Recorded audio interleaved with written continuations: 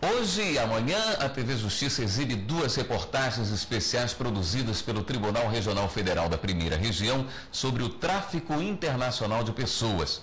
Um crime difícil de ser identificado e que provoca o desaparecimento de centenas de pessoas todos os anos. Na reportagem de hoje você vai saber como este crime acontece no Brasil e vai acompanhar a condenação pela Justiça Federal de uma quadrilha especializada que atuava no estado de Goiás. A nova forma de escravizar pessoas não é mais arrancá-las à força de sua terra natal. É mais sutil.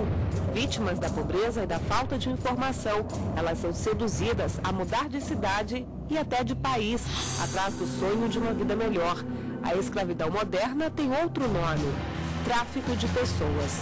Muitas vezes elas vão para serem profissionais do mercado de sexo mesmo. Algumas vão com a ilusão de ser modelos ou outras funções similares. Mas quando chegam lá é que elas têm seu passaporte recolhidos, elas têm que, e aí sim, elas vão ser escravas de algumas agências. O destino quase sempre é a Europa, Portugal, Espanha e Itália. De cada 10 pessoas traficadas, 8 são mulheres. Metade delas tem menos de 18 anos. Elas também têm em comum o desemprego e a pobreza.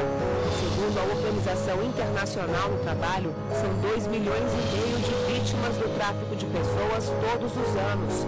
Um crime que movimenta 32 bilhões de dólares. Só fica atrás do tráfico de drogas e armas.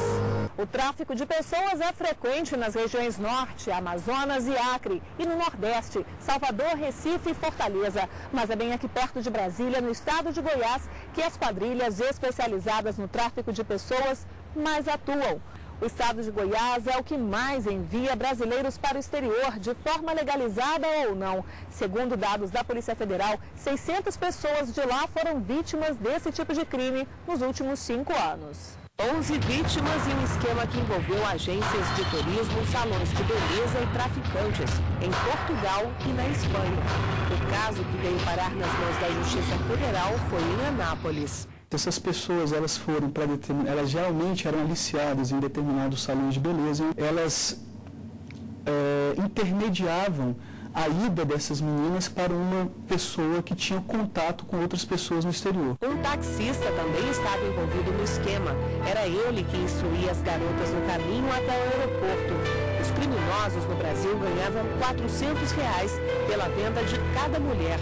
Já o traficante lá de fora lucrava 2.000 euros com a venda das garotas para boates e casas de prostituição. Por meio de denúncias, a Polícia Federal chegou aos traficantes.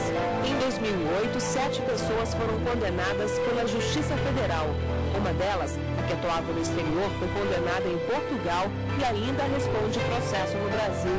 A pena mais alta foi a do dono da agência de turismo, condenado a pouco mais de 6 anos de prisão por tráfico de pessoas e formação de quadrilha. Dessas 7 pessoas, nós conseguimos a condenação. Uma houve desmembramento, que foi esse traficante de primeiro grau, foi desmembrado, o processo ainda corre contra ele. Nós conseguimos a condenação de 4 pessoas. Essa traficante de segundo grau, os 2 membros da agência de turismo, o dono e a funcionária, e conseguimos a condenação do taxista também.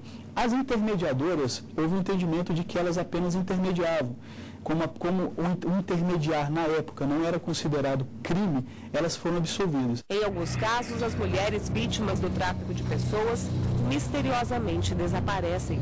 Outras vezes são encontradas mortas. Simone tinha 25 anos e um filho pequeno. Desempregada, ela aceitou o convite de 2 irmãs em Goiânia para trabalhar numa lanchonete na Espanha. O plano era juntar dinheiro para pagar o casamento no Brasil. Mas nada disso aconteceu. Chegando lá, ela foi levada para uma casa de prostituição. Era proibida de sair e foi forçada a usar drogas. Poucas horas depois de denunciar o esquema, apareceu morta. Mataram ela, assassinaram a minha filha lá, sabe? Seja de qualquer espécie, na base do travesseiro, na base de qualquer coisa, eles acabaram com a minha filha, sabe? Ou foi a overdose, qualquer coisa eles fizeram para não deixar ela vir. Para não deixar, porque se ela chegasse e fosse contar para mim tudo o que se passava, eu não ia ficar parado. Eu não ia ficar parado, eu ia lutar. Os criminosos do caso de Anápolis recorreram da decisão da primeira instância e respondem em liberdade.